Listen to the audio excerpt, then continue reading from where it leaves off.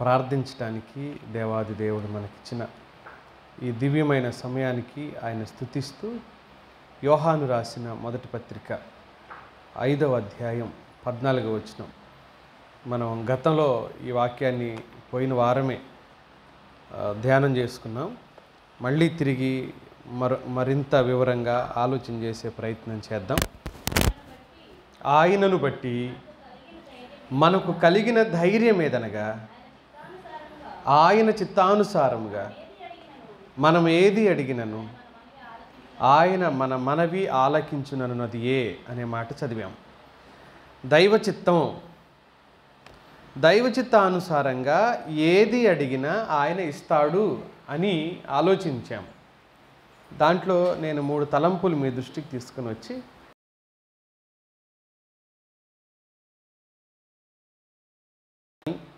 మూడోది దైవ చిత్తానుసారంగా ప్రార్థిస్తే వింటాడు అని మనం ఆలోచన చేశాం. ఇప్పుడు అదే విషయాన్ని దైవ చిత్తానుసారంగా ప్రార్థించటం అంటే ఏంటి, దైవ చిత్తానుసారంగా ప్రార్థించటం అంటే ఏంటి, ఇంకా ఆలోచించడానికి ముందుకెళ్ళడానికి ప్రయత్నం చేద్దాం. దైవ చిత్తానుసారంగా ప్రార్థించాలి అనే విషయానికి వచ్చినప్పుడు అసలు ఆ మనిషికి దైవ చిత్తం తెలిస్తేనే కదా దైవ చిత్తానుసారంగా ప్రార్థించగలుగుతాడు. దైవ చిత్తం తెలియకపోతే దైవ చిత్తానుసారంగా ఎలా అడగగలుగుతాడు? మనం షాప్కి వెళ్తాం, కిరాణా షాప్కి వెళ్ళి బట్టలు అడిగితే ఇస్తారా వాళ్ళు? కొన్ని బట్టల షాప్కి వెళ్ళి 1 కేజీ షుగర్ కావాలండి అని అంటే వాళ్ళు మాత్రం ఇస్తారా? ఇవ్వరు. ఎందుకు ఇవ్వరు? మన మీద కోపంతో ఇవ్వరా? వాళ్ళ దగ్గర ఉండవు కాబట్టి. అంటే ఓ చిన్న విషయం పట్ల అవగాహన మనకు ఎంత అవసరం ఉందో, ఏ వస్తువు ఎక్కడికి వెళితే దొరుకుతుంది, లేదా ఇంకెక్కడికి వెళితే ఇంకా తక్కువకు దొరుకుతుంది కూడా ఉంటుంది కదా. ఈ చిన్న అవగాహన ఉన్న మనం దేవుని విషయంలో కూడా అవగాహన అవసరం అని చెప్తుంది దేవుని వాక్యం. ఆయన ప్రణాళికకు విరుద్ధంగా, వ్యతిరేకంగా ఏది అడిగినా మనం పొందుకోలేము. ఆయన పౌలు రాసిన తిమోతికి 2వ పత్రిక 2వ అధ్యాయం 13వ వచనం ఒకసారి చూద్దాం. మనము నమ్మదగని వారమైనను ఆయన ఎలా ఉన్నాడంట? నమ్మదగిన వాడుగానే ఉన్నాడు. ఆయన తన స్వభావమునకు విరోధంగా ఏది చేయడు అని అంటున్నాడు. ఆయన ఏది చేసినా స్వభావానికి విరోధంగా చేయడు. ఇప్పుడు ఆయన స్వభావం ఏదో మనకి తెలియకపోతే, అది తెలియకుండా మనం అడిగామనుకో, స్వభావానికి విరోధమైన ప్రార్థన చేసామనుకో, ఆ ప్రార్థనకు జవాబు వస్తుందా రాదా? ఇప్పుడు రాదు. ఎందుకు రాదు అని అంటే ఆయన స్వభావానికి విరోధంగా ఆయన ఏది చెయ్యడు కాబట్టి. ఆయన తన స్వభావానికి విరోధంగా చేయనప్పుడు చెయ్యి అని మనం అంటే మాత్రం చేస్తాడా ఏంటి? చెయ్యడు. అప్పుడు మన ప్రార్థనకు జవాబు అనేది దొరకదు, మన ప్రార్థనకు జవాబు అనేది ఇక రాదు. కనుక ఇక్కడ గుర్తించవలసిన విలువైన ఆలోచన ఏంటి అని అంటే, మరి దేవుని చిత్తం ఏంటి?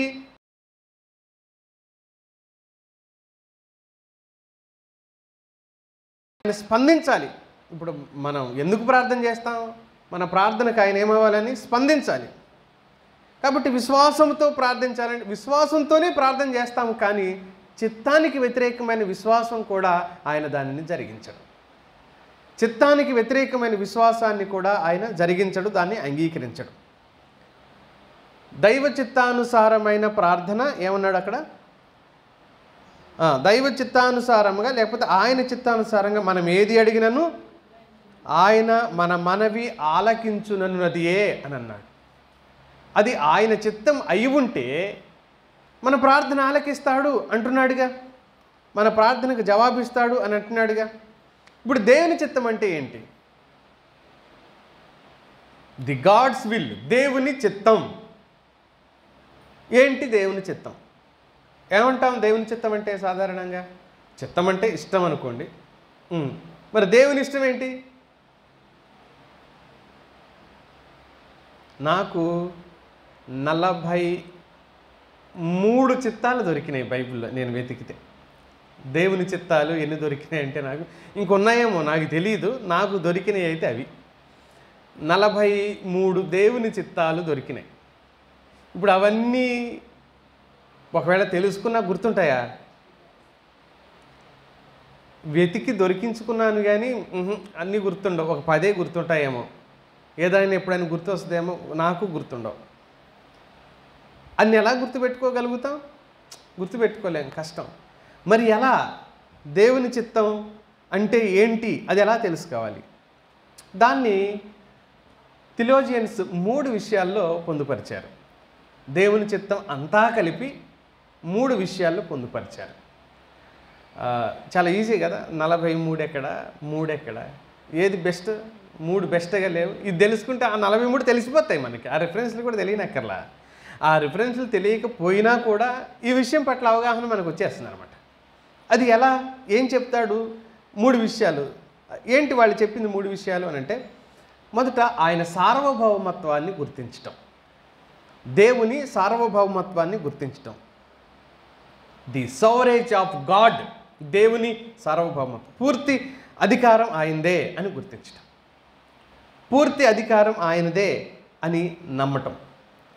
రెండవది ఆయన బహిర్గత సంకల్పం లేక బహిరంగ సంకల్పం, ఆయన బయలుపరిచిన లేకపోతే బహిరంగం చేసిన ఇష్టం లేకపోతే సంకల్పం లేక ప్రణాళిక ఏమైనా అనుకోవచ్చు.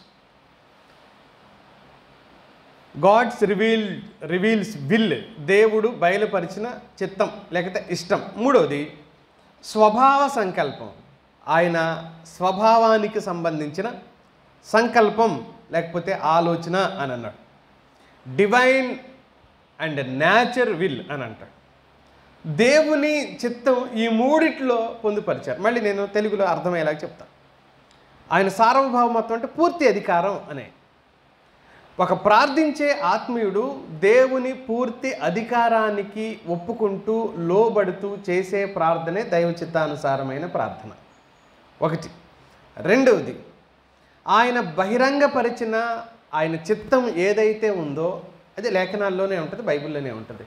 ఆయన బహిరంగపరిచిన, ఆయనకి ఏది ఇష్టమని చెప్పాడో, ఏది తనకి అంగీకారం అని చెప్పాడో ఆ విషయాలు ఎరిగి ఆ ప్రకారంగా చేసే బహిరంగ సంకల్పం లేకపోతే బహిరంగ చిత్తానుసారమైన ప్రార్థన. మనకి ఏ విషయాలు తెలుసో ఆ విషయాల్ని గ్రహించి ప్రార్థించడం. మూడవది ఆయన స్వభావం ఎలాంటిది, ఆయన తత్వం ఎలాంటిది. ఇందాక మనం ఆయన తన స్వభావానికి విరుద్ధంగా ఏం చేయలేడు, మళ్ళీ స్వభావం ఏంటని ఆలోచన చేసుకోవడం అనమాట. స్వభావానికి వ్యతిరేకంగా చేయడు అంటే అబద్ధమాడుటకు ఆయన ఎవరు కాడు, నరుడు కాదు అని అన్నాడు. అంటే దేవుడు ఏం చేయలేడు, ఆయన స్వభావంలో అబద్ధం అనేది లేదు. మనం అడగలం కదా, అడగలమా లేదా? బ్రహ్మాండంగా. కనుక ఆయన స్వభావంలో అది లేదు, అబద్ధమాడే తత్వము ఆయన స్వభావంలో లేదు. కనుక ఆయన స్వభావాన్ని అర్థం చేసుకొని ప్రార్థించటం. ఇవి ఈ 3 విషయాలు చెప్పాడు. కొన్నిసార్లు సరే ఈ 3 విషయాలు మనకి బహిరంగం అయినప్పటికీ కూడా దేవుని చిత్తం మనకు కొన్నిసార్లు అర్థం కాదు. దేవుని చిత్తం కొన్నిసార్లు అర్థం కాదు. అది ఆ పని కంప్లీట్ అయ్యే వరకు కూడా అర్థం కాదు. ఇది దేవుని చిత్తం అని మనకు తెలియదు, అది జరిగే వరకు తెలియదు. ఉదాహరణకు ఆదికాండము 45వ అధ్యాయం 5వ వచనంలో సందర్భాన్ని ఒకసారి చూద్దాం. ఆదికాండము 45వ అధ్యాయం 5వ వచనం ఒకసారి చూద్దాం. యోసేపు అన్నలతో మాట్లాడుతున్నాడు. అయినను నేను ఇక్కడికి వచ్చినట్లు మీరు నన్ను అమ్మివేసినందుకు దుఃఖపడకండి, అది మీకు సంతాపము పుట్టింపనీయకుడి, ప్రాణరక్షణ కొరకు దేవుడు మీకు ముందుగా నన్ను పంపించాడు, మీరు ప్రాణంతో ఉండాలి అని. ఇది దేవుని సంకల్పం, ఇది దేవుని చిత్తం అంటున్నాడు యోసేపు అన్నలతో. ఇదే మాట 50వ అధ్యాయం 20వ వచనంలో చెప్పాడు. ఆదికాండము 50వ అధ్యాయం 20వ వచనం. మీరు నాకు కీడు చేయనుద్దేశించితిరి కానీ నేటి దినమున జరుగుతున్నట్లు అనగా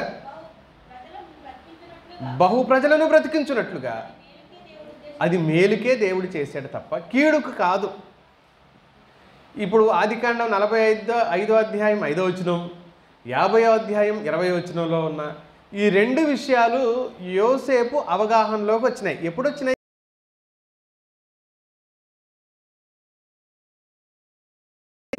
కరువులో ప్రపంచాన్ని కాపాడుతూ ఆహారం అందిస్తున్న సమయం వచ్చినప్పుడు అన్నలు వచ్చి దుఃఖపడుతున్న సందర్భంలో అన్నలతో యోసేపు మాట్లాడుతున్నాడు, అన్నలారా మీరు దుఃఖపడకండి, ఇలా జరగటం అనేది ఏంటి?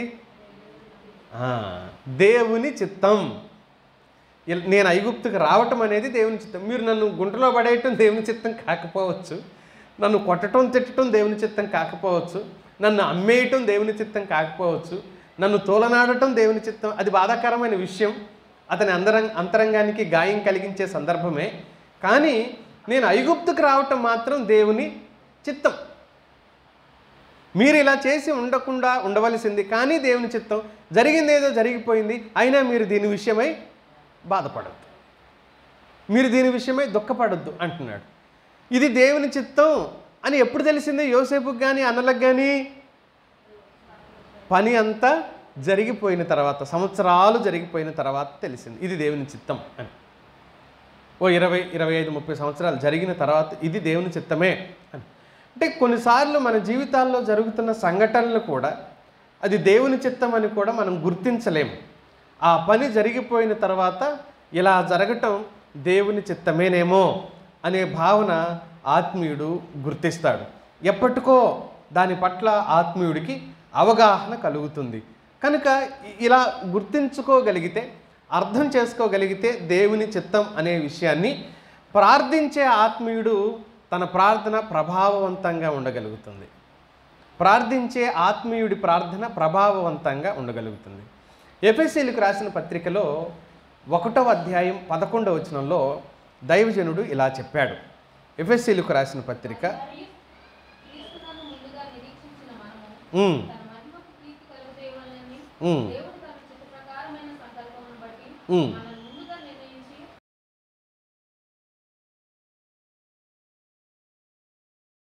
చిత్తానుసారముగా చేసిన నిర్ణయము చొప్పున సమస్త కార్యాలను జరిగిస్తున్నాడు అని చెప్పాడు. అంటే ఆయన రక్షించే విషయంలో తన సార్వభౌమ సంకల్పాన్ని ఉపయోగించి రక్షించాడు. ఇప్పుడు ఆయన నా పాపాలు క్షమించాడు. ఇప్పుడు ఆయన్ని క్షమించమని ఎవరు చెబితే క్షమించాడు? నన్ను రక్షించాడు. ఆయన్ని ఎవరు బలవంత పెడితే చేశాడు? ఆయన ఎవరు బ్రతిమాలితే చేశాడు, లేకపోతే బలవంత పెడితే చేశాడు, భయపెడితే చేశాడు? మనందరం ఏ మనిషి పాపమైనా రక్షణ ఇవ్వటమైనా ఎవరు బలవంత పెడితే, ఎవరు భయపెడితే, ఎవరు బ్రతిమాలితే చేశాడు ఇవన్నీ దేవుడు? భయపెట్టారా? పోనీ బ్రతిమలాడితే చేశాడా? ఆయన సంకల్పంలో ఆయన సార్వభౌమత్వం, నా ఇష్టం అనుకున్నాడంట దేవుడు. క్షమించటం, రక్షించడం అది ఆయన ఇష్టం, అది సార్వభౌమ సంకల్పం. ఆయనకి పైగా ఎవరు లేరు. నువ్వు ఇలా చెయ్యి అని ఆర్డర్ వేసిన వాడు ఎవరు లేరు దేవుడికి. అంటే ఇది గుర్తించటం, మొదట ఆత్మీయుడు ఇది గుర్తించటం, అది ఆయన ఇష్టం. యెషయా గ్రంథంలో చెప్తాడు 46వ అధ్యాయంలో 10వ వచనంలో ఇలా అన్నాడు. యెషయా గ్రంథం 46వ అధ్యాయం 10వ వచనంలో,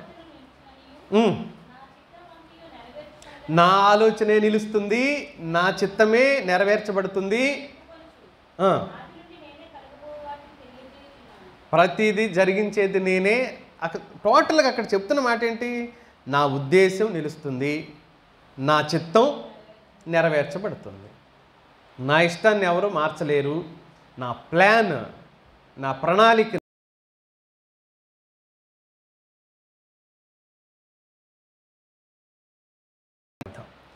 అన్నింటి మీద అధికారం కలిగిన వాడు ఆయన. సార్వభౌముడు, సార్వభౌమత్వం, దేని మీద పట్టు కోల్పోయే స్థితిలో ఆయన లేడు. అన్నింటి మీద అధికారం ఉంది, అన్నీ చేయగలిగిన వాడు, అన్ని చోట్ల ఒకేసారి ఉండగలిగిన వాడు, అన్ని చోట్ల ఒకేసారి ఉండగలిగినవాడు, అన్ని స్థలాల్లో ఒకేసారి ఉండగలిగినవాడు, అందరితో కూడా ఒకేసారి మాట్లాడగలిగినవాడు. అది పర్సనల్గా. మళ్ళీ అంటే పర్సనల్గా నా దగ్గర ఉన్నప్పుడు మరి నీ దగ్గర ఎలా ఉంటాడు అంటే అన్ని చోట్ల ఉండగలడు ఆయన.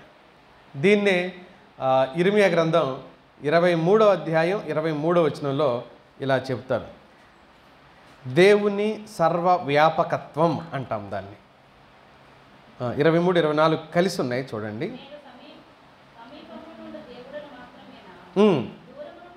దూరమున నుండు దేవుడును కానా యెహోవా సెలవిచ్చిన మాట ఏదనగా, నాకు కనబడకుండా రహస్య స్థలములో దాగగలిగిన వాడెవడైనా కలడా? భూమి ఆకాశముల అంతటా ఉంటాడంట, ఒకేసారి ఉంటాడంట. అన్ని స్థలాలలో ఒకేసారి ఉంటాడు. దీనినే దేవుని సర్వవ్యాపకత్వం అంటాం. అన్ని స్థలాల్లో ఒకేసారి ఉండటాన్ని సర్వవ్యాపకత్వం. ఇది సార్వభౌమత్వానికి సంబంధించిందే. ఒకేసారి ఉండగలుగుతాడు. మనం ఉండగలమా? ఇక్కడ ఉంటూ కనీసం ఇంట్లోనైనా ఉండగలమా? మన ఆలోచనలు పోతాయి, ఇంట్లోకి పోతాయి. పెట్టి వచ్చిన డబ్బులు, లేకపోతే వచ్చేటప్పుడు స్టవ్ బంద్ చేసాము, లేదా ఛాయ్ తాగి వచ్చాము. ఛాయ్ పోసుకొని తాగాను కానీ ఏంటది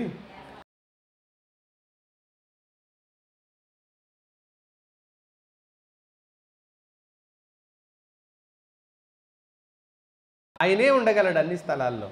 దీన్ని సర్వవ్యాపం. మనం ఇలా అనకూడదు, ఈ పదాన్ని వాడకూడదు. ఏ పదాన్ని వాడకూడదంటే ఆరాధన చేసేటప్పుడు కొన్నిసార్లు ఈ పదాన్ని వాడుతూ ఉంటారు. ఏంటంటే సర్వాంతర్యామి అనే పదాన్ని వాడుతుంటారు. ఆ పదం వాడకూడదు. అది హిందూ పురాణంలో నుంచి వచ్చింది. ప్రహ్లాదుడు పద్యం పాడతాడు చూడండి. ఇందు గలవాడు అందు లేడుని సందేహం వలదు, ఎందెందు వెదికినా అందందే దొరుకుతాడని ప్రహ్లాదుడి పద్యం. అది ఆ ప్రహ్లాదుడి పద్యంలో నుంచి వచ్చిందే ఏంటది? సర్వ అంతర్యామి అని అంటే అన్నింటి లోపల ఉన్నాడు అని అర్థం. అందుకనే చెట్టులో ఉన్నాడు, బండలో ఉన్నాడు, పుట్టలో ఉన్నాడు, రాతిలో ఉన్నాడు, శిలలో ఉన్నాడు, శిల్పంలో ఉన్నాడు, మనిషిలో ఉన్నాడు, అది ఆవులో ఉన్నాడు, ఆ కుక్కలో ఉన్నాడు. కాబట్టి వాటికి ఏం చేయాలి? ఎందుకంటే అందులో ఉన్నాడు కాబట్టి, దేవుడు అందులో ఉన్నాడు కాబట్టి. మరి ఆ హిందువులు వాటికి ఎందుకు నమస్కారం చేస్తారనుకుంటున్నారు? అది కారణం. ఏది? సర్వాంతర్యామి, అంతర్లీనంగా అన్నిట్లో ఉన్నాడు అని అర్థం అనమాట. మనం ఆ పదం వాడం. ఇప్పుడు దీంట్లో ఉన్నాడు అన్నాం అనుకో, దీనికి ఏం చేయొచ్చు? లోపల ఉన్నాడు కాబట్టి చేస్తాము. మరి మనం దేవుడు అలా ఉంటాడా? వ్యాపకత్వానికి లోపల దూరి ఉండటానికి తేడా ఉంది. అప్పుడు అంటాడు హిరణ్యకశిపుడు, ఒరే నీ విష్ణువు ఈ పిల్లర్లో ఉన్నాడా అని అడుగుతాడు కొడుకుని. తండ్రి ఏమో శివభక్తుడు, కొడుకేమో విష్ణు భక్తుడు. ఈ పిల్లర్లో ఉన్నాడా అని అడుగుతాడు. ఉన్నాడు, ఎందులోనైనా ఉంటాడని అప్పుడు పద్యం వదులుతాడు అనమాట కుర్రాడు. అన్నిట్లో ఉంటాడని అప్పుడు పద్యం వదులుతాడు. ఆ పద్యం చెప్పిన తర్వాత సరే ఉంటాడేమో చూస్తానని చెప్పేసి గద తీసుకుని ఆ పిల్లర్ని పగలగొడతాడు. ఆ పిల్లర్ పగిలిపోయి అందులో నుంచి నరసింహావతారం, సగమేమో తలేమో సింహం, మిగతా బాడీ ఏమో మనిషి బాడీ. అందులో నుంచి నరసింహావతారం వచ్చి హిరణ్యకశిపుడిని చంపి పోతాడనమాట. అది కథ, అందులో చెప్పిన కథ. అక్కడ వస్తుంది ఈ పదం. ఏ పదం? ఆ పదం వాడుకండి. ఆరాధనలో మనోళ్ళు వాడారు, విన్నా, అందుకే స్టోరీ చెప్పాల్సి వచ్చింది. మనోళ్ళు ఇక్కడ వాడారు, ఆల్రెడీ వాడిన పదమే. ఆ పదాలు వాడకూడదు. అందులో లేడు, ఎందులో లేడు. ఉన్నాడంటే దీనికి కూడా నమస్కారం పెట్టాలి మనం. ఈ పుల్పీటికి కూడా ఏం చేయాలి మనం? ఈ చెక్కల లోపల దేవుడు ఉన్నాడు. ఈ మైకులో కూడా ఉంటాడు. మరి ఆ లెక్కన ఉండడు. వ్యాపించి ఉండటానికి, లోపల దూరి ఉండటానికి,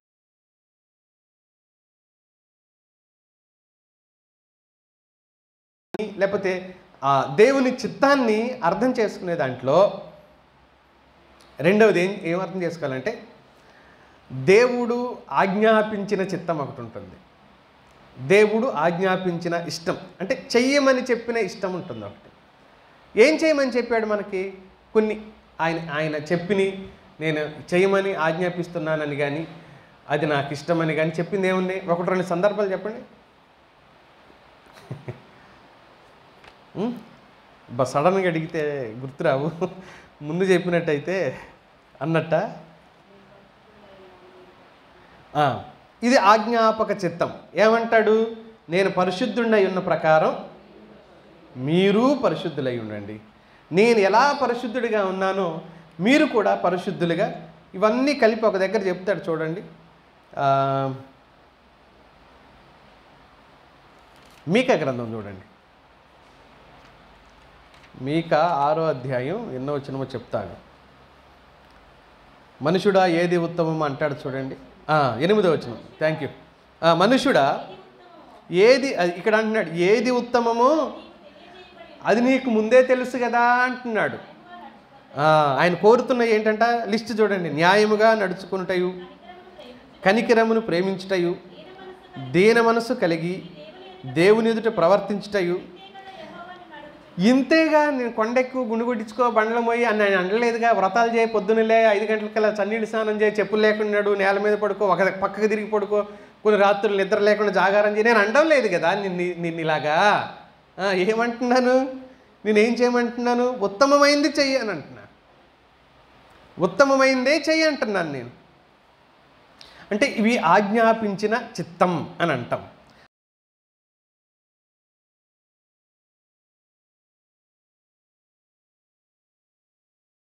ఫిలిప్పీ పత్రిక 4:8 అంటాడు చూడండి. ఇక్కడ కూడా 6:8, అక్కడేమో 4:8. ఏముంది అక్కడ? మెట్టుకు సహోదరులారా ఏ యోగ్యత అయినను మెప్పైనను ఉండిని కదా, ఏవి సత్యమైనవో, ఏవి మాన్యమైనవో, ఏవి న్యాయమైనవో, ఏవి పవిత్రమైనవో, ఏవి రమ్యమైనవో, ఏవి ఖ్యాతి గలవో వాటి మీద ధ్యానం ఉంచండి. ఇది కదా దేవుడు కోరుతుంది అంటున్నాడు. ఇవి ఆజ్ఞాపించిన చిత్తం, అంటే చెయ్యమని చెప్పిన చిత్తం. మీరు ఇలా చెయ్యండి అని ఆజ్ఞాపించిన చిత్తం. ఏవైతే చేయమన్నాడో ఆజ్ఞాపించిన వాటిని చేయకుండా చేసే ప్రార్థన వినడు. ఆజ్ఞాపించినవి చేయకుండా, ఆజ్ఞాపించి లేకపోతే ఆయన చెప్పినవి చేయకుండా మనం ప్రార్థన చేసామనుకో, ఆ ప్రార్థనకు ఆయన జవాబు ఇవ్వడు. అందుకనే యోహాను చెప్పిన ఆ మాట అంతరార్థం ఆయన చిత్తానుసారంగా మనం అడగాలి, అలాగే చిత్తానుసారముగా చేసి అడగాలి. ఏది 2:14 చెప్పిన మాట కూడా చిత్తానుసారముగా చేయాలి, ప్రార్థించాలి, చిత్తానుసారంగా చేసి ప్రార్థించాలి. అప్పుడే ఆత్మీయుడికి జవాబు దొరుకుతుంది. ప్రార్థించిన ఒక ప్రార్థనా పరుడికి దేవుని సన్నిధిలో నుంచి జవాబు దొరుకుతుంది. ఎఫెసు పత్రిక 4వ అధ్యాయం 15వ వచనం చూడండి. ప్రేమ కలిగి సత్యము చెప్పుచు ఆజ్ఞాపించిన చిత్తం. 5వ అధ్యాయం 18వ వచనంలో చూడండి.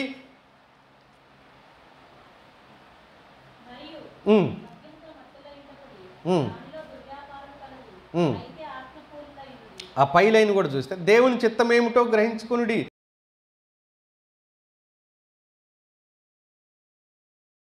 ఇలా చాలా విషయాలు చెప్తాడు బైబిల్లో. నేను అన్నానుగా చిత్తం అనే పదానికి చాలా విషయాలు చెప్పబడ్డాయి అని అన్నాను నేను. దీంట్లో దేవుని చిత్తం అంటే ఏంటి, దాంట్లో మరో 3 ఆలోచనలు మనం చేసుకోవాల్సిన అవసరం ఉంది. ఆజ్ఞాపక చిత్తంలో 3 విషయాలు చెప్పబడుతున్నాయి. ఆ 3 విషయాల్లో మొదటిది ఏంటి అని అంటే దేవుని సార్వభౌమ సంకల్పం ఆయన మార్పు లేని చెప్పబడిన లేఖనాలలో వెల్లడవుతుంది. మళ్ళీ చెప్తా, దేవుని సార్వభౌమిక సంకల్పం, మార్పులేని సార్వభౌమ సంకల్పం ఆయన ఇచ్చిన లేఖనాల ద్వారా వెల్లడి చేయబడింది, లేఖనాల ద్వారా చెప్పబడింది. ఆదాము హవ్వలతో చెప్పాడు. ఏమని చెప్పాడు? ఈ తోటలో ఉన్న చెట్ల ఫలములలో దేనినైనా నిరభ్యంతరంగా తినవచ్చు, కానీ మంచి చెడు తెలివినిచ్చు జీవవృక్ష ఫలమును మాత్రం మంచి చెడు తెలివినిచ్చు ఫలమును మాత్రం తినొద్దు. మొదట చెప్పింది అది తినొద్దు అని చెప్పాడు. కానీ వీళ్ళు తిన్నారుగా. అంటే మనిషి చాలాసార్లు దేవుని చిత్తానికి వ్యతిరేకంగా కూడా నడవగలడు, బ్రతకగలడు, జీవించగలడు, తిరస్కరించగలడు. ఆయన సంకల్పాన్ని పూర్తిగా విరుద్ధంగా మనిషి నడవగలడు. అది హవ్వ ఆదాముల సందర్భంలో మనం చూడవచ్చు. రెండవది, మనం పవిత్రంగా నడవటానికి మనకి ఇవ్వబడిన దేవుని ఆజ్ఞలలో లేకపోతే దేవుడు బయలుపరచబడిన సంకల్పం ఉంటుంది. ఆజ్ఞలలో సంకల్పం ఉంటుంది. ఆయన ఇచ్చిన ఆజ్ఞలలో సంకల్పం ఉంటుంది. లేఖనాలలో లేకపోతే ఏవో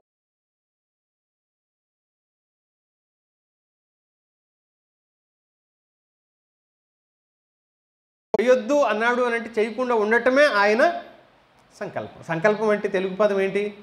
మన వాడుక పదం ఏంటి? ఏంటి సంకల్పం అంటే? గట్టిగా చెప్పచ్చుగా. ఏం పేరు చెప్పమ్మా? ఇష్టం.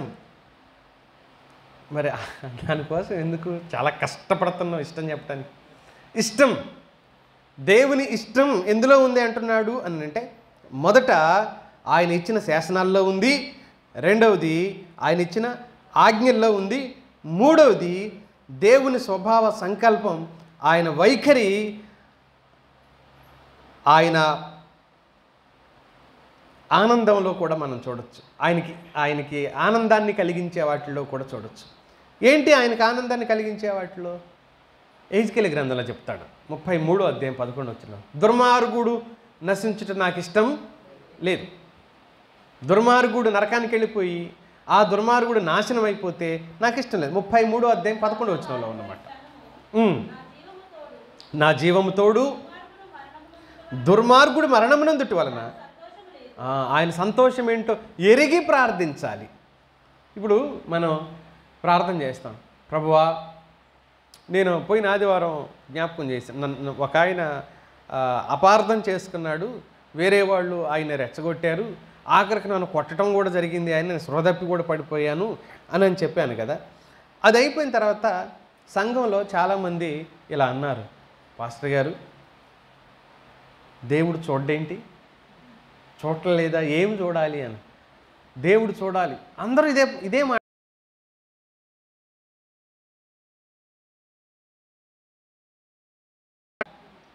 యాక్సిడెంట్ అవ్వాలా, ఏదన్నా జరగాల, అప్పుడు మిగతా వాళ్ళకి బుద్ధి వస్తుంది. మేము ప్రార్థన కూడా చేస్తున్నాం అన్నారు కొంతమంది. అయితే ఏమని, పాస్టర్ గారిని ఇలా చేశాడంటే వాడు చచ్చిపోవాలి, బతకూడదు, పురుగులు పడాలి, నాశనం అవ్వాలి. అవును, పొంగ అయినా ఆ బైక్ మీద వెళ్ళేటప్పుడు ఇంత ట్రాఫిక్ కదా ఇక్కడ, ఏ కారన్నా గుద్దదేంటి వాడిని వీళ్ళు అంటాం. మరి దేవుని సంకల్పం ఏంటి? వాడు దుర్మార్గుడే, మనం కాదనొద్దు, నిజం కూడా అదే. మరి దేవుని చిత్తం ఏంటి ఆ దుర్మార్గుడి విషయంలో? ఇప్పుడు చదివిన వాక్యం ఏం చెప్తుంది? దుర్మార్గుడు నశించుట నాకు సంతోషం లేదు అంటున్నాడు ఆయన. దుర్మార్గుడు నాశనం అవటం ఆయనకి ఇష్టం లేదు. ఇప్పుడు ఆయన చిత్తం తెలిసినప్పుడు మనం ఏమనాలి? ఇప్పుడు అలా అనకూడదు, అది దేవుని చిత్తం కాదు. మనం అలా ప్రార్థన చేస్తే దేవుడు దుఃఖపడతాడు, దేవుడు బాధపడతాడు. వాళ్ళు నిజంగా మార్పు చెందాలి అని మనం ప్రార్థించాలి. పో పాస్టర్ గారు నువ్వు ఇట్టనే చెప్తావంటారు ఒక్కొక్కరు. పో పాస్టర్ గారు నువ్వు ఇంతే చెప్తావు, నువ్వు హద్దు ఉంటుంది, ఓపిక ఏంటిది? నిజమే, మనకుంటుంది హద్దు, మరి దేవుడికి కూడా ఉంటుందా? ఎంత ఓర్చుకుంటే మనం ఇక్కడున్నాం, ఆయన మనల్ని ఎంత ఓర్చుకుంటే మనం అంటే, ఈ విషయాల పట్ల అవగాహన లేకపోతే ప్రార్థనే చేస్తున్నాగా. ఒక పెద్ద మనిషి, చాలా పెద్ద వయసు, 70 చిల్లర ఉంటాయి ఆయన వయసు. ఈ వయసులో నేను ఉపవాసం ఉంటున్నాను సార్ వాళ్ళ నాశనానికి అని అన్నాడు. ఓయమ్మ,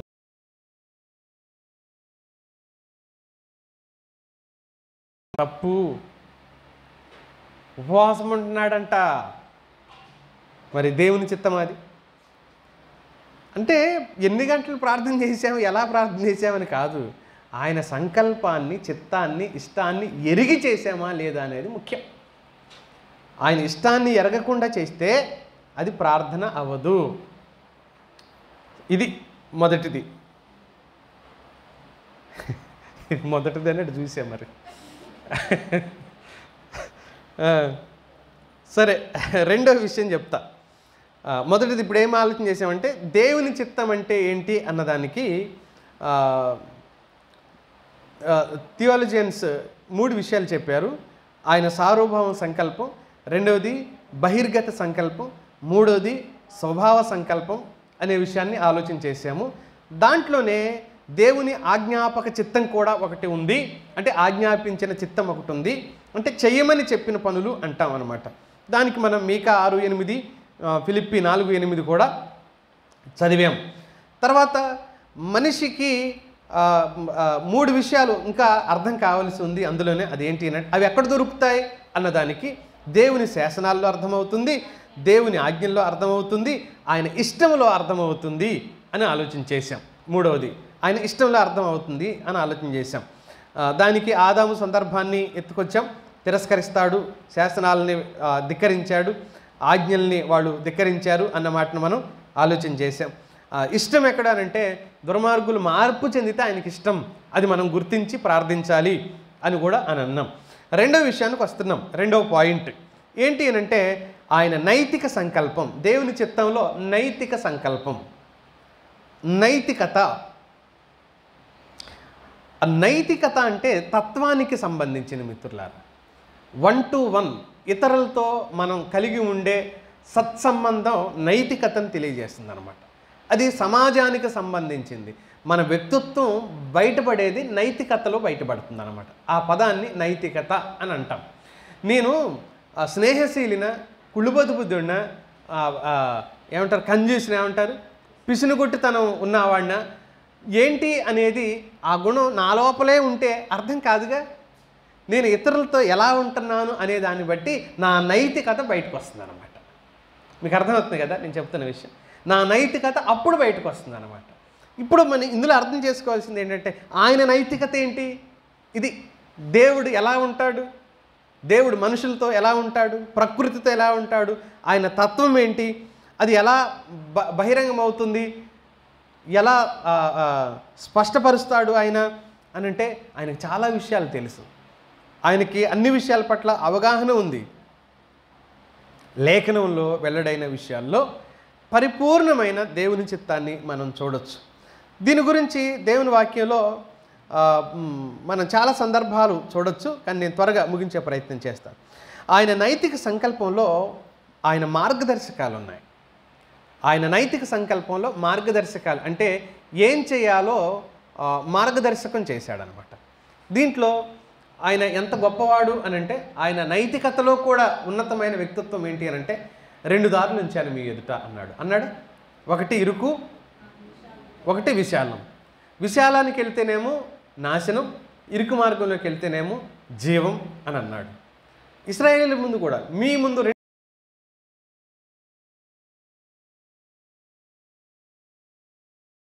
యాబాలు అంటాడు. ఇంకోటి ఆ 2 కొండలు మీ ముందు ఉంచాను, మీ ఇష్టం అని అన్నాడు. ఇక్కడ కూడా 2 మార్గాలు ఉంచాను అని అన్నాడు. అంటే మీ ఇష్టం, ఫ్రీ విల్ ఇచ్చాడు మనకు. అంటే స్వంత నిర్ణయం చేసుకునే అవకాశం ఇచ్చాడు మనకు. తర్వాత మీరు ఎటు వెళ్తా కూడా అది మీ ఇష్టం. నేను మిమ్మల్ని బలవంత పెట్టను, ఇలాగే ఉండాలని కొట్టను, ఇలాగే ఉండాలని తిట్టను. కానీ పర్యవసానాలు ముందే చెప్తున్నాడు. మనం అనొచ్చు ముందే చెప్పినట్టయితే అందరం మారేవాళ్ళం కదా, పరలోకం వెళ్ళిన తర్వాత లేకపోతే నరకానికి వెళ్ళిన తర్వాత ఆ సింహాసనం మీద ఆయన కూర్చున్నప్పుడు మనం అందరం తీర్పు కోసం నిలబడ్డామనుకో, నువ్వు ముందే చెప్పినట్టే మేము అందరం మారేవాళ్ళం, నువ్వు చెప్పలా అన్నావు అనుకో, ఇప్పుడు దోషి ఎవరవుతారు? దేవుడు అవుతాడు కదా. నువ్వు దేవుడు తెలిసి ఎందుకు చెప్పలేదు మాకు అంటాం. ఇప్పుడు ఆయనకి తెలిసింది మొత్తం చెప్పాడా లేదా? మొత్తం చెప్పాడు. ఏం దాచుకోవాలా? ఆయన సంకల్పం అంతా మనకు చెప్పకుండా ఏదీ దాచుకోలేదు. మరి ఆయన సంకల్పం అంతా చెప్పకుండా ఏదీ దాచుకోలేదంటే ఆయన నైతికతను మనం గుర్తించటం ఇందులో మనం అర్థం చేసుకోవాల్సింది. ఆయన నైతికతను మనం ఆలోచించటం. రోమాపత్రిక 3వ అధ్యాయం 22వ వచనంలో చదువుతాం. రోమాపత్రిక 3వ అధ్యాయం 22వ వచనంలో అన్నమాట.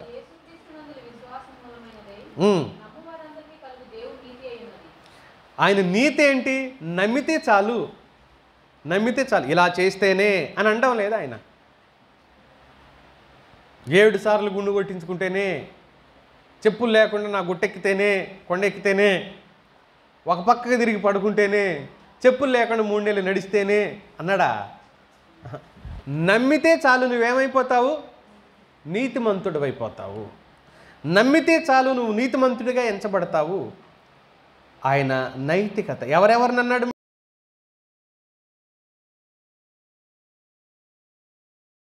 లేదు. ఇదిగో ఈ బ్యాచ్ ఇటు రండి, పొట్టుగుండోళ్ళు రండి, లేదా పొడుగుండోళ్ళు రండి, నల్లగుండోళ్ళు రండి, తెల్లగుండోళ్ళు రండి, ఇట్లాంటివి ఏమన్నా పెట్టాడా? ఏం పెట్టలా. నువ్వెవరైనా సరే, ఎలాంటి స్థితిలో ఉన్నా సరే, నువ్వు నమ్మితే చాలు, నువ్వు నీతిమంతుడు అవుతావని చెప్పాడు. కొంతమందితో ఒకలాగా ఉంటాడండి, కొంతమందితో మరోలా ఉంటాడండి. ఈ దేవుడేమో విచిత్రమైన దేవుడు. అలా అంటలా. ఎవరైనా నమ్మచ్చు. రండి, నేను మిమ్మల్ని పిలుస్తున్నాను అని చెప్పాడు.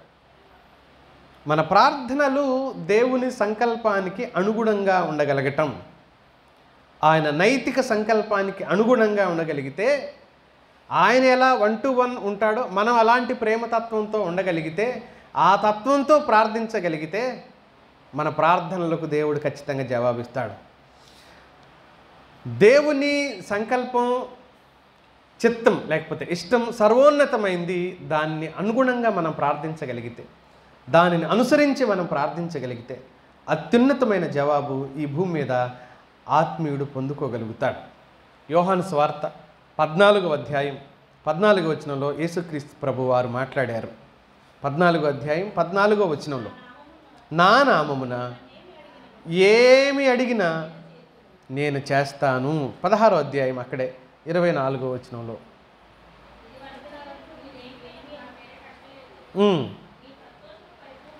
మీ సంతోషము పరిపూర్ణమగునట్లు అడుగుడి మీకు దొరుకును.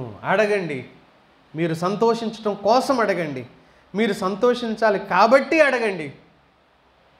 అయితే అది దేన్ని అనుసరించి ఉండాలి? మెజర్మెంట్ దేన్ని కలిగి, దేన్ని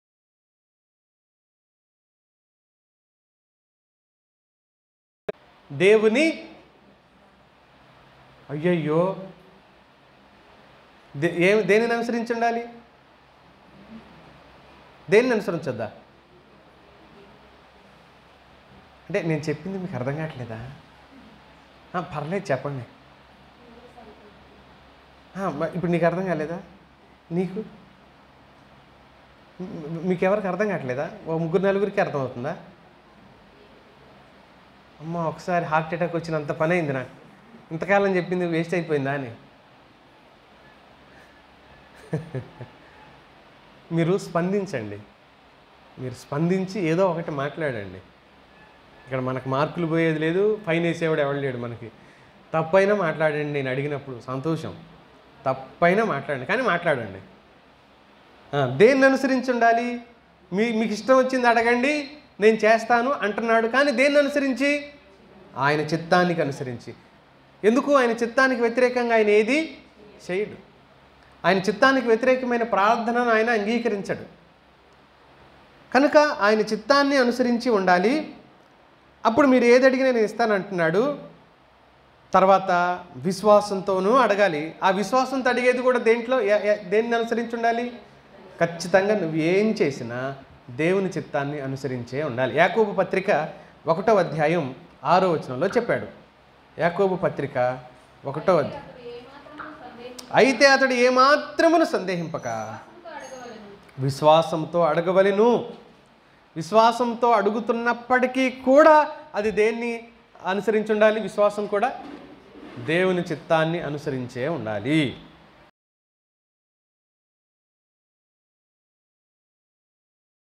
వ్యతిరేకంగా ఉండకూడదు. నీకు విశ్వాసం ఉందండి, ఎంతో విశ్వాసం ఉంచి చేశాను కానండి, జరగలేదేంటి అని అంటే, ఒకవేళ అది దైవ చిత్తమో కాదో తెలుసుకో. ఆయన సంకల్పానికి వ్యతిరేకంగా ఉందో అనుకూలంగా ఉందో చూడండి. మూడో విషయాన్ని కూడా తొందరగా చెప్పేసి ముందుకు వెళ్ళిపోదాం. మొదటిది ఏం చెప్పా? దేవుని చిత్తం అంటే ఏంటి అని ఆలోచన చేశాం.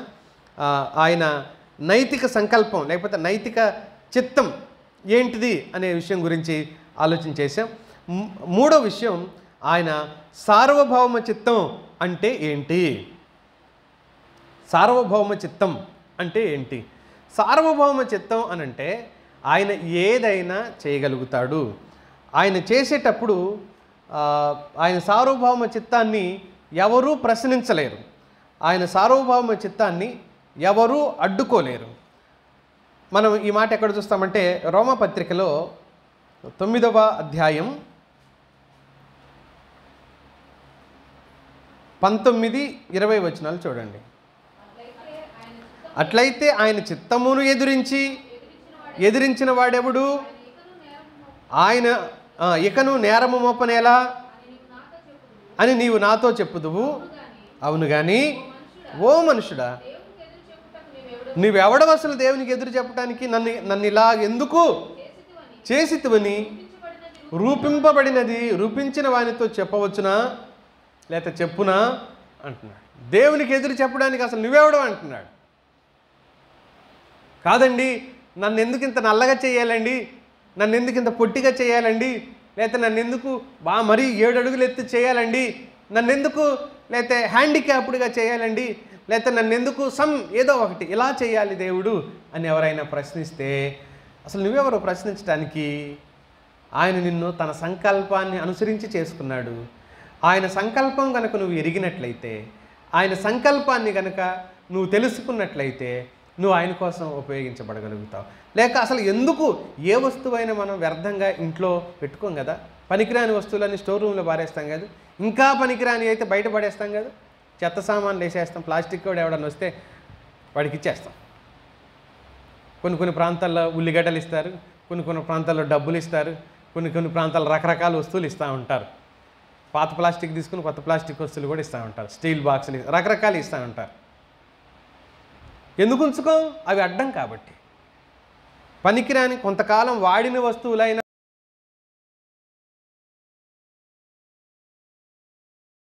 కానీ దేవుడు ఏ వ్యక్తిని కూడా పనికిరాని వాడు అని చేయలే. ఈ సృష్టి అంతా ఆయన ఇల్లు అయితే అందులో ఉన్న వస్తువులన్నీ ఆయన కావాలనే చేసుకున్నాడు. నువ్వు నేను మనమందరం కావలసిన వ్యక్తులమే ఆయనకు, ఉపయోగకరమైన వ్యక్తులమే ఆయనకు. ఆయన సర్వజ్ఞుడు కదా. సర్వజ్ఞుడికి తెలియదా రేపేం చేయాలో, ఎవరేం చేయాలో, ఎవరెలా ఉండాలని ఆయనకి తెలియదా? ఆయనకు అన్నీ తెలుసు. అయినా ఈ సర్వజ్ఞతను లేకపోతే సార్వభౌమ చిత్తాన్ని మనం గుర్తించగలిగితే విధేయులమై ప్రార్థిస్తాం. అప్పుడు సార్వభౌమ చిత్తం అర్థమైతే ఏం చేస్తాం? మనం విధేయులమై ప్రార్థిస్తాం, విధేయతతో ప్రార్థిస్తాం. మనిషి తన సహజ స్థితిలో మంచిని ఎన్నుకోలేడు. మనిషి తన సహజ స్థితిలో మంచిని ఎన్నుకోలేడు. ఎందుకు మంచి ఎన్నుకోలేడు అని అంటే తన తత్వం పాపంగా చేయబడింది. తన తత్వం పాపముగా మార్చబడింది. తనలో పాపము నిండిపోయింది. ఆదాము చేసిన పాపాన్ని బట్టి ఆ ఎంపికలలో కూడా మనిషి దేన్ని ఎన్నుకుంటాడు అని అంటే పాపాన్నే ఎన్నుకుంటాడు. బైబిల్లో చూసినా అలాగే జరిగింది, బయట చూసినా అలాగే జరుగుతుంది, ఆఖరికి మన వ్యక్తిగత జీవితంలో చూసినా అలాగే జరుగుతుంది. మనం మంచిని ఎన్నుకోం, మంచిని తెలిసినా ఎన్నుకోం. ఇది వచ్చింది చిక్కిప్పుడు. అది మంచిని మనకు తెలుసు, కానీ దేన్ని ఎన్నుకుంటామనంటే చెడుని ఎన్నుకుంటాం అని కాదు. మనకు లాభం వచ్చేది చెడైనా ఎన్నుకుంటాం. అది మనం అర్థం చేసుకోవాల్సింది. మనకు లాభం జరగాలి, మనకు మేలు జరగాలి, దానివల్ల మనకు సంతోషం కలుగుతుంది అనుకుంటే దేన్ని ఎన్నుకుంటాం? అది చెడైనా దాన్నే ఎన్నుకుంటాం. చెడైనా సరే దానిని తీసుకోవడానికి మనం ఇష్టపడుతూ ఉంటాం.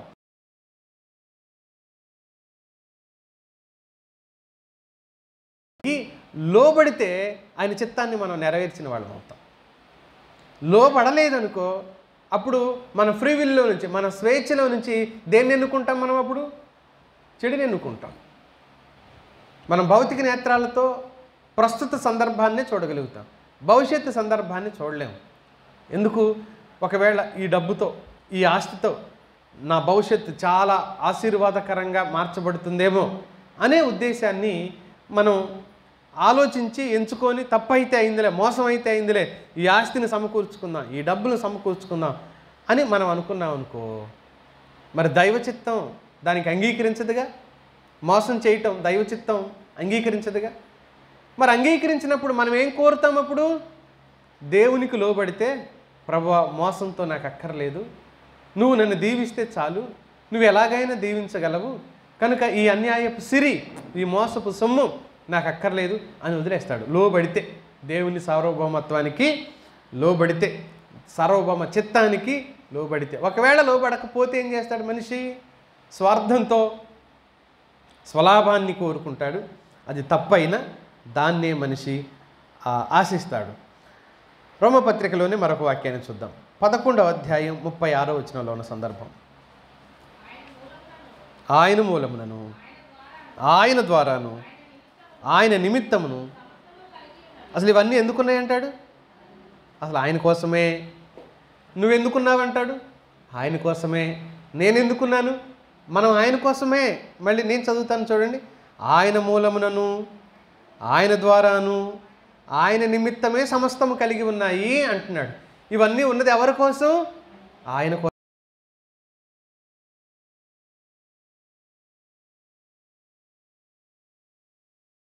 ఆయన సార్వభౌమత్వాన్ని కనుక అర్థం చేసుకోగలిగితే సార్వభౌమ చిత్తం అంటాం దీన్ని. ఆ సార్వభౌమ చిత్తాన్ని కనుక అర్థం చేసుకోగలిగితే అప్పుడు ప్రభువా నువ్వేది చెప్తే నేను అది చేస్తాను నాయనా.